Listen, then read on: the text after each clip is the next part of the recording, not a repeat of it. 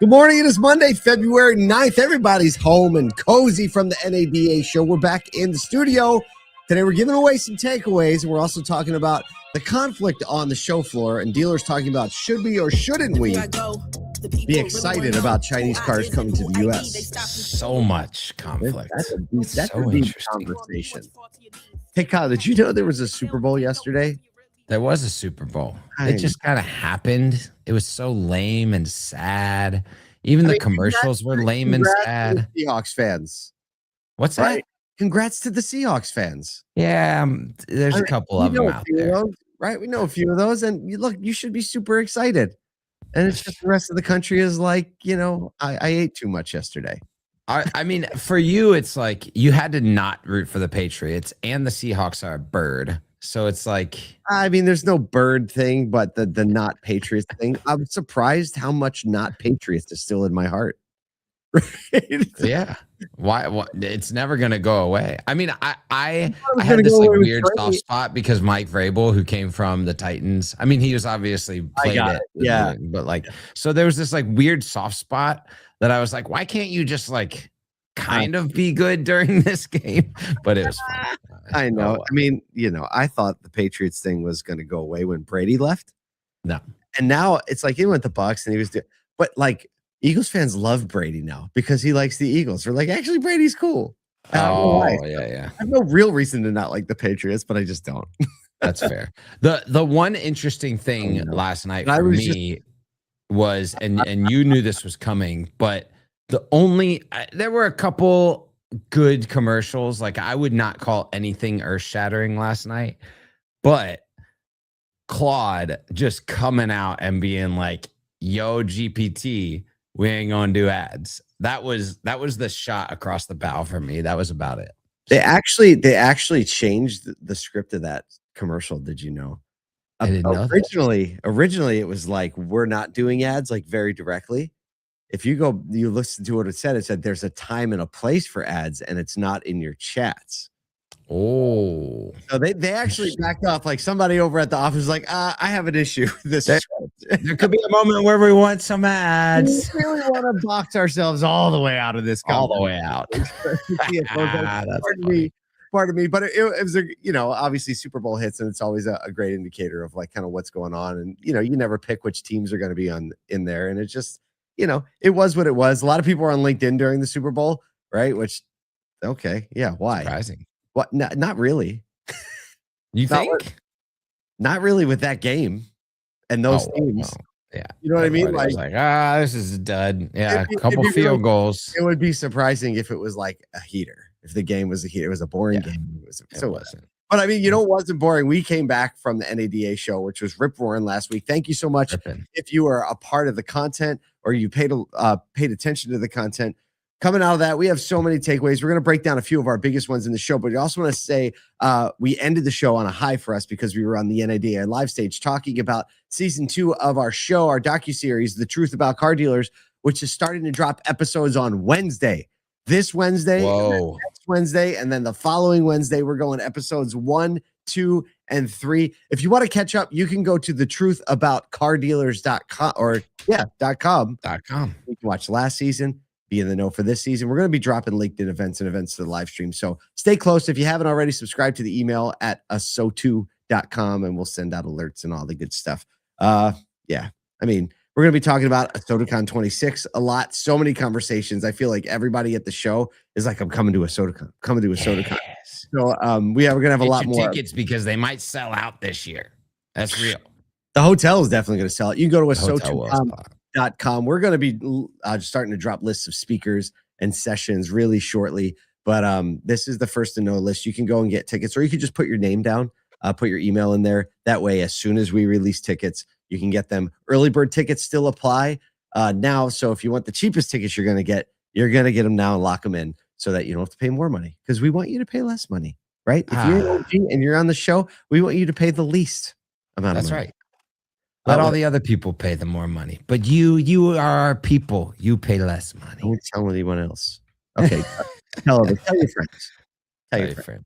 All right, let's get into Let's go. takeaways. Right, the dust settling from the NADA shows some of the most meaningful takeaways weren't about flashy announcements, but mindset, which is so fun to have. Liza Borches, CEO of Carter Myers Automotive, she shared some reflections on leadership partnerships and why this year's conversations felt more practical and more ready for action. Here are a couple takeaways from her recap post. We've seen a lot of these recap posts out there. I still haven't written mine.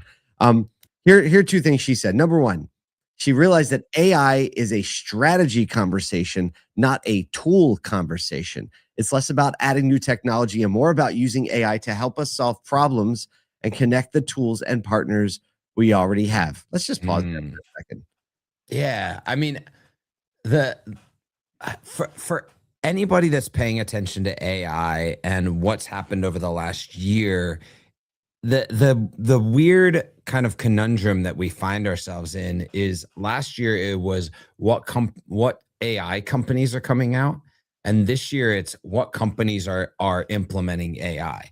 It's a totally different pivot, and that means that if you are thinking about technology right now, you're thinking about the integration of AI within that technology. And so it is going to go across the entire ecosystem of your business. Every employee is going to touch it over the next year at some level. And so you have to think about it as an overarching strategy because, oh, it's going to be tapping in this technology, in this technology, in this technology, and all of it is data centric.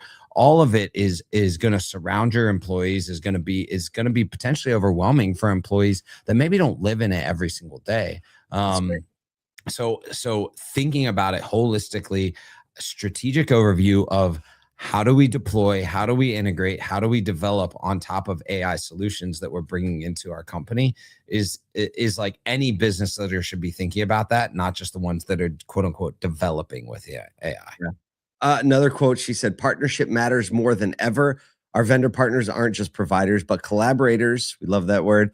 Helping us build better experiences for our customers and teams. The integration that our key partners are not just willing to do, but excited to do are game changers. Partners working together to serve dealers. Where's your shirt? Collaboration is critical. Collaboration is critical. When was the first year that we put collaboration on the scarf? I don't even remember. Collaboration. It was the first SodaCon. We have legit, yeah, that's right. The first SodaCon. We've been shouting this for the past 4 or 5 years at this point. The great collaboration, right? There it is. The fact that so much of our industry is now communicating in that vernacular is super exciting to me because it means that the default state is collaborative. It's no longer an add-on or an after check. And that's just better for everyone. Like what year is SodaCon? 22? I think we've been on this. Correct. That's correct. 2022. Yo, something's going wrong. I remember the date and everything. Correct. Okay. No, but I think that is the point. Is like this was actually the great collaboration. This was kind of exploratory language, it felt like back then. Oh, for sure. Right. And I mean, you think about like even the ways that API integrations are talked about these days, partner instead of vendor. I mean, these are things that were only like the bleeding edge talking about it in 2022. And now it is native vernacular that's required to stay relevant as a partner. Right. And we love the fact that through rallying industry partners to say, work together, that now that's become the table stakes to being a good industry partner. By the way, there was some great swag this year. Yeah. Like, hold on. I got did you see this? Oh, what? The VinQ Reserve. Tell them about it. This is VinQ. They had a craft bourbon company craft them a beautiful bourbon, a VinQ Reserve. And what did he say? So it's 104.7 proof. Okay, it's 104.7 proof, and that Beaver Toyota Cummings, who is a good friend, Patrick Abad, incredible team there. That's their average sale price to market. It's so cool. On profitability by utilizing the tools and technology at their fingertips. Well, we're going to leave this on the shelf. Put that on the shelf. Yeah, maybe we'll bust it open. Who knows? Yeah. Celebratory something. Maybe we'll bring it to a SodaCon. Have a little round table. Everybody gets an ounce. right? Yep. Okay. What was I read? Did I read anything else? Anything else from the show last week that kind of blew your mind? Things you were thinking about, things that were running around in your head? A lot. I want to get my takeaway thing. My takeaway is down. Okay, I'll say this: new media, right? Like, I feel like this is another not just new media, Paul. No, just like media. But it feels like a little bragging session right now with the scarf. I wasn't counting on this one right now, too. Feels like a lot. But we were doing new media before it was called new media.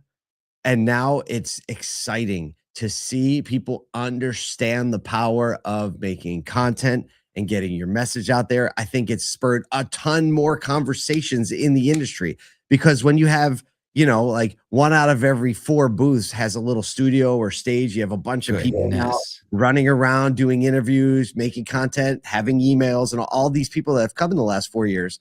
What that means is that we just are having more conversations, more intentional conversations. So I guess we shouldn't be surprised that innovation and collaboration are growing. So that is one big takeaway.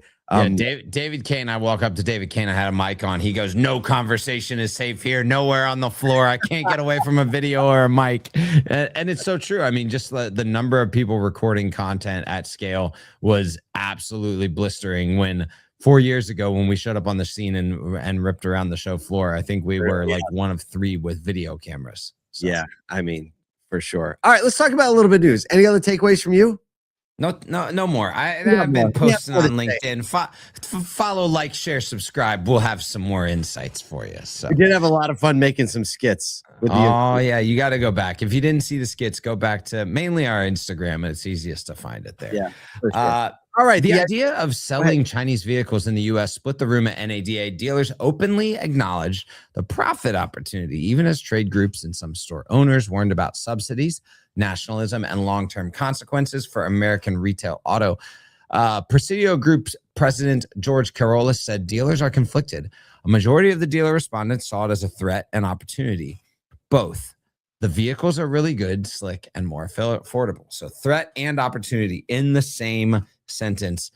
Cable Dahmer Automotive Group owner Carlos Ledesma took a pragmatic stance, said, if that's what the consumer is looking for, then we are going to have to pay attention to that. And then Mike Stanton, with the like shot across the bow, was blunt on policy. He said, it's bad for our industry, it's bad for our country, it's bad for consumers, while still conceding NADA wouldn't block dealers from adding Chinese franchises. Interesting. It's Andrew Frick, Ford Blues president, said it's hard for a dealer not to look at Chinese vehicles as an opportunity because they're entrepreneurs. And I think that is this conflict, right? You have dealers who are like, okay, I mean, there was a similar conversation, or felt similar, when Japanese cars came to the market, right? Yep. It's going to be bad for everybody. And like, look now, like Japanese cars have become a staple of American culture. They are. They're creating a lot of jobs. They're manufacturing. We have really great relationships with the Japanese automakers. I think there's just a lot of questions. Like Japan and China are very different in their stated ambitions,